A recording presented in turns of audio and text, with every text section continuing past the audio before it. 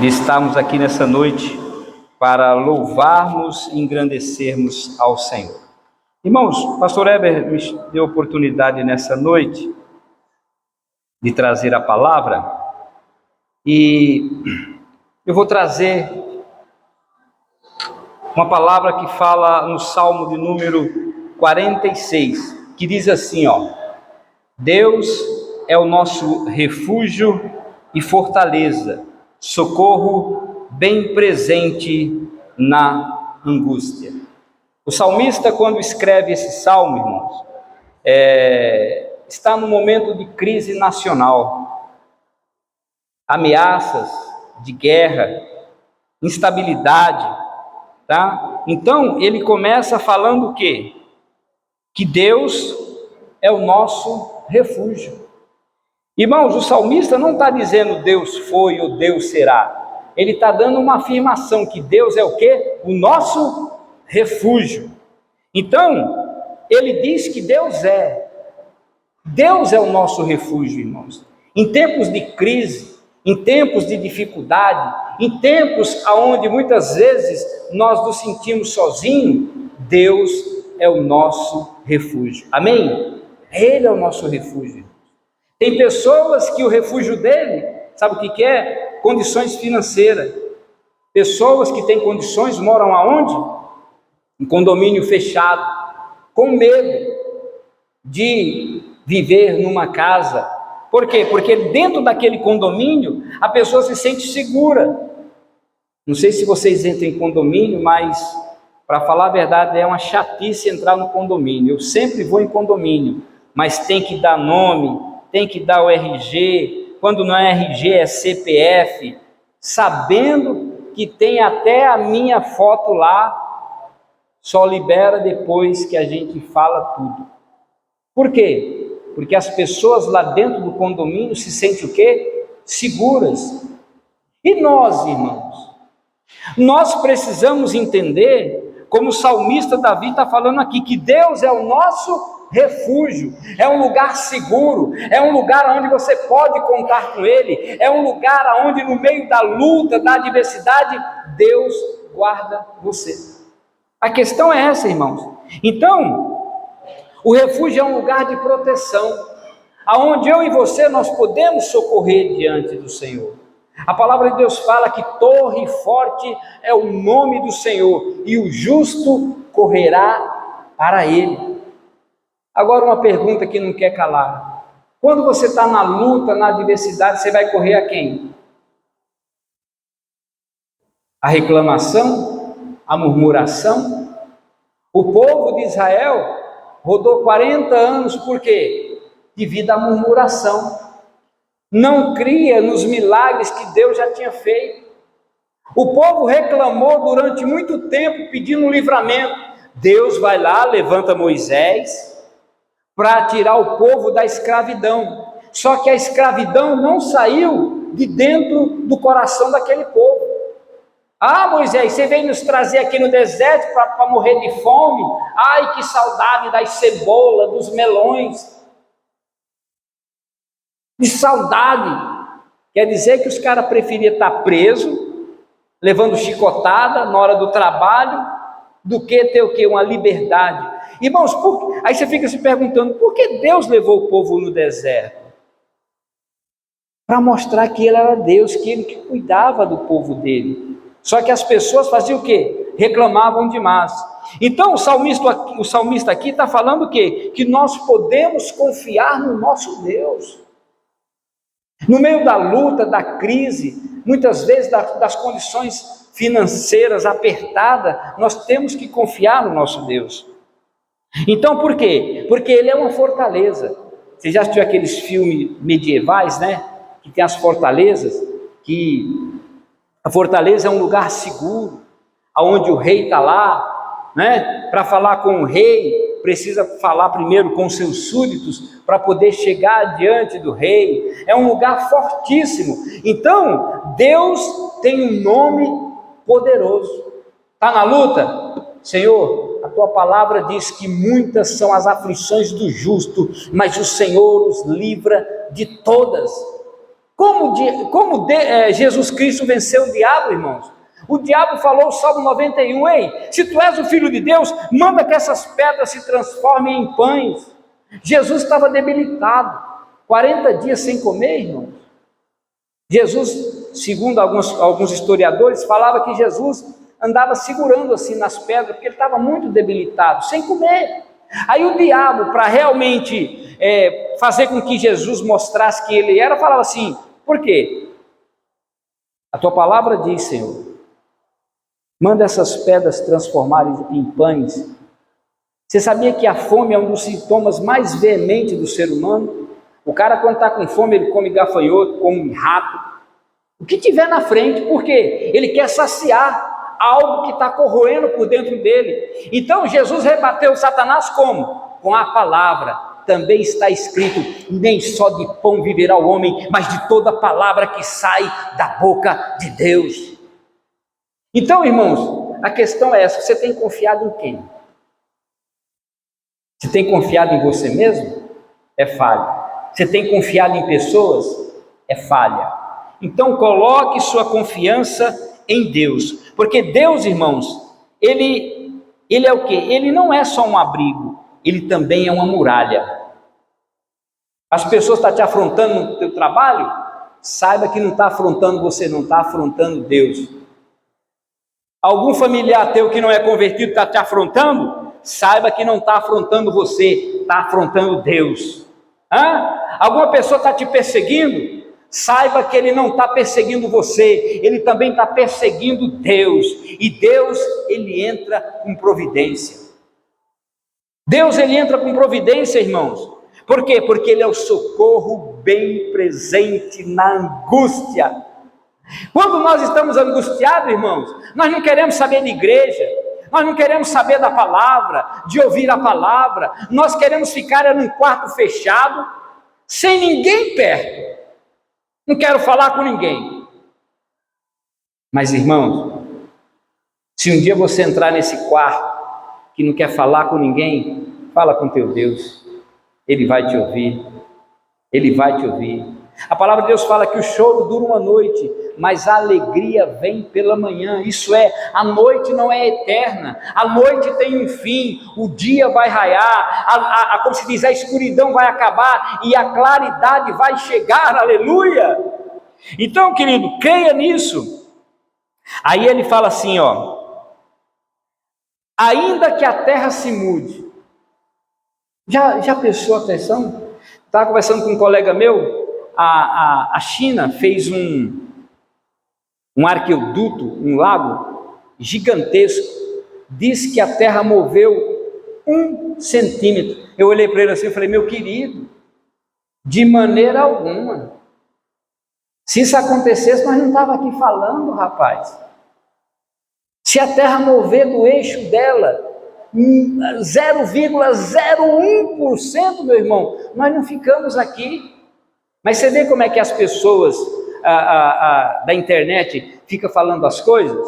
Entendeu? Então, nós precisamos entender o seguinte, tá? Mesmo que a terra se mude, mesmo que tudo mude, mesmo que tudo trema, tudo desmorone, não tenha medo. Não tenha medo. Por quê? Porque Deus é o teu refúgio. Deus é a tua fortaleza. A fé verdadeira, irmãos, não depende das estabilidades. A fé verdadeira, ela depende da confiança interna que você tem diante do Senhor. Isso é fé. É fácil falar. Como, por exemplo, vamos supor, vamos reformar a igreja. É fácil falar quando tem dinheiro. Mas quando fala em reforma da igreja, nós vamos precisar de quê? De vocês. É através da fé sua, quando você dá a tua oferta, quando você dá teu dízimo, para que Deus possa te abençoar cada vez mais. Então, a fé sua não depende da circunstância, depende da confiança que você deposita em Deus. Aí fala também no versículo 4 e 5, o rio que alegra a cidade de Deus, que fala assim, há um rio cujas correntes alegram a cidade de Deus. Observe, irmão, que ele não fala de mar. O mar é extenso, mas ele fala de um rio que alegra a cidade de Deus. Que fala, significa o quê? O que o rio simboliza, irmãos? A presença de Deus. Saiba que o teu Deus, ele não fica parado. Não. O rio simboliza também o Espírito Santo. O rio também simboliza a vida espiritual contínua. Quem tem esse rio não seca. Por quê? Porque o rio, quando nasce, ele nasce de onde? De quê? De uma fonte. A fonte é Jesus. Nós somos o rio que navega por esse mundo, aonde as pessoas olham para nós e tem que ver a diferença, irmãos, de eu e você, de nós cremos no Deus que pode mudar qualquer situação, de um Deus que realmente opera maravilha. Irmãos, pode faltar recurso fora, mas que não falte paz dentro do seu coração. Já viu quando nós estamos numa luta, numa adversidade? Nós mantemos o que? A calma. Por quê? Porque Jesus Cristo falou assim: a minha paz vos deixo, a minha paz vos dou, não a dou como o mundo dá. Isso é, no meio da luta, da adversidade, vocês se mantêm calmos. Por quê? Porque você confia em quem? Em Deus. A confiança é essa, irmão. É nós confiarmos nesse Deus que pode nos ajudar, que pode realmente nos trazer a segurança que nós precisamos. Irmãos, quando Deus está no centro da nossa vontade, você não se abala. Salmo 125 fala: os que confiam no Senhor são como os montes de Sião, que não se abala, mas permanece para sempre. Aleluia.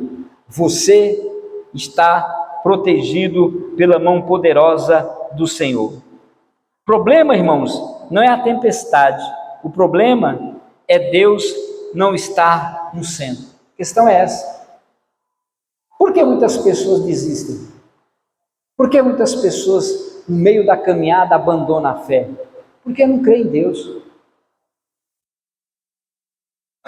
Muitas pessoas abandonam, por quê? Porque a primeira coisa, irmãos, ela dá lugar ao quê? À sua natureza humana. Se a pessoa dá lugar à sua natureza humana, ela não vai subsistir. Ela vai querer as coisas do mundo. É mais prazerosa, né? É mais, como se diz, é mais confortável. É mais fácil, que nem domingo o pastor Heber pregou, é mais fácil a pessoa andar de joelho um certo período e depois ali curtir a vida dele. É mais fácil. Porque quem tem Jesus, irmão, tem que renunciar às coisas do mundo. Quem tem Jesus realmente tem que renunciar àquilo que muitas vezes quer te levar para o buraco. Aí fala aqui, ó, as nações se embraveceram, ele levantou a sua voz e a terra se derreteu. A única coisa que livra e que desenvolve caos e que realmente pode parar, meus irmãos, é a palavra de Deus. O que você tem falado? O que você tem falado com o Senhor? É a palavra, meu irmão. Eu vi uma frase e ficou na minha mente, que nós, irmãos, nós temos o poder da palavra. Lá em Provérbios fala que a vida e a morte está no poder da língua. E o que você tem falado para a tua família? O que você tem falado para o teu filho? Talvez no meio da tua família tem uma pessoa espírita, tem alguma pessoa macumbeira, tem alguma pessoa católica, mas você olha para ela e fala assim, baixinho, ela não precisa ouvir: ainda vou ver você na igreja comigo. Não precisa mais, irmão. Por quê? Porque você está profetizando para aquela pessoa que um dia ela vai se converter ao Senhor. Eu lembro, eu não sei se eu já contei aqui, eu gosto sempre de contar, tinha uma senhorinha, né, eu vi no podcast, e ela ia para a igreja, ela recém-casada, aliás, fazia tempo que estava casada, ela e os filhos dela, ela sentava as crianças do lado e ela pegava a Bíblia dela e colocava no banco. Todo mundo chegava e falava assim: está ocupado? Tá. Todo mundo chegava para ela: está ocupado? Tá. Só que acabava o culto, ninguém sentava naquele lugar. E aquilo ali o pastor ficou observando. Vários cultos. Ela chegava no mesmo cantinho, colocava os filhos e a Bíblia do lado. E o pessoal perguntava, até o obreiro chegava: está ocupado, irmã? Está ocupado. Ninguém sentava. Porque ela falava que estava ocupado, o cara não vai sentar, pessoa educada, né? E o pastor observava aquilo ali. Aí os obreiros chegaram para o pastor: pastor, toda vez que eu chego lá na irmã lá, eu falo para ela assim, ela põe a Bíblia lá no lugarzinho dela lá e fala assim, eu pergunto: está ocupado, irmã? Tem gente que está ocupado. Aí o pastor: nossa, o que nós vamos fazer, hein? Aí o Espírito Santo falou no coração dele: pergunte para ela. Aí ele pegou, teve um culto, mesmo jeitinho, ela chegava, sentava, legalzinho. Aí, no final do culto, o pastor chamou ela e falou: irmã, vem aqui, eu queria falar com você. Aí ela: o que, pastor? Irmão, os obreiros reclamaram que toda vez que eles vão perguntar se está ocupado, eu tenho observado também, você coloca a Bíblia e você fala que está ocupado. Ela fala: está ocupado mesmo, pastor. Porque eu tenho fé que meu marido vai vir um dia de culto aqui, vai ouvir a palavra e vai se converter, porque eu creio no Deus que muda a situação de qualquer ser humano. Irmãos, não demorou muito tempo, o marido dela sentou na cadeira, se converteu ao Senhor e serve ao Senhor. Irmãos, é a fé, meu irmão. É você mesmo, você não coloca a Bíblia do lado, mas você bate no banco e fala assim: ainda eu vou ver meu irmão e minha irmã sentada aqui nesse banco adorando ao Senhor. É você falar, irmão, tem poder na tua palavra, meu irmão, tem poder aquilo que sai da minha boca, que sai da tua boca. Se for algo realmente bom, vai acontecer, da mesma forma como pode acontecer coisas ruins. E aquela mulher, o marido se converteu. Por quê? Porque ela, todo culto, ela falava: está ocupado. Na fé dela, ela falava que o marido dela ia sentar ali. Então, irmãos, você tem o poder, tá? O Senhor, aí eu acho bonito agora que ele fala aqui, ó: o Senhor dos exércitos está conosco, o Deus de Jacó é o nosso refúgio, aleluia. A angústia, o desespero, a aflição, você fala: Senhor, o Senhor é o meu refúgio, é o socorro bem presente na angústia. Eu estou angustiado, Senhor, mas eu creio que o Senhor vai me tirar dessa angústia. Eu creio que as portas vão se abrir, eu creio que realmente o mar vai se acalmar, porque eu sirvo ao Deus de Abraão, de Isaque e de Jacó. Irmão, quando nós estamos numa luta, parece que a gente está com as mãos amarradas, parece que as mãos da gente estão para trás. A única coisa que sobra é o quê? É a boca. Lembra lá de Paulo e Silas naquela prisão? Não tinham o que fazer? Paulo falou: Silas, e aí, Silas, está tudo bem? Tá, não, rapaz, estou com uma cara inchada, eu estou com as costas todas ardendo, nossa, as minhas coxas aqui, ó, de tanto apanhar. E a tua boca? A minha boca está boa, então vamos louvar ao Senhor. Começaram a louvar na prisão, começou a cair os alicerces, eles foram libertos. Quando caiu